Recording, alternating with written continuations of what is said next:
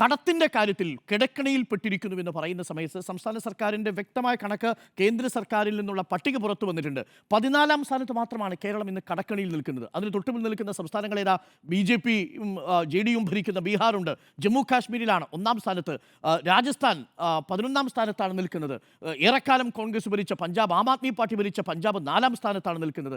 കടക്കണിയിൽ കേരളം 14ാം സ്ഥാനത്താണ്. That is A fact. അപ്പോൾ മറുഭാഗത്തെ കടക്കണിയിൽ അകപ്പെട്ടിരിക്കുന്നു കേരളം എന്നുള്ള പ്രചരണത്തിനും വാസ്തവമില്ല. ഇത് ജനങ്ങൾ ഈ തെരഞ്ഞെടുപ്പിൽ വലിയ രീതിയിൽ സർക്കാരിനെതിരെ ആൻറ്റി ഇൻകംബൻസി ആയിട്ട് കൊണ്ടുവരുന്ന ഘടകമാണ്. അത് കഴിഞ്ഞാൽ പിന്നെ സാമൂഹ്യക്ഷേമ പെൻഷൻ വരുന്നു. സാമൂഹ്യക്ഷേമ പെൻഷൻ്റെ കാര്യത്തിൽ പ്രകടന പത്രികയിൽ കാര്യമായിട്ടൊന്നും പറയുന്നില്ല. എനിക്കൊന്ന് തദ്ദേശ സ്ഥാപനങ്ങളുടെ പ്രകടന പത്രികയായി വന്നതുകൊണ്ടാവാം UDF അതിനെക്കുറിച്ച് പറയാത്തത്.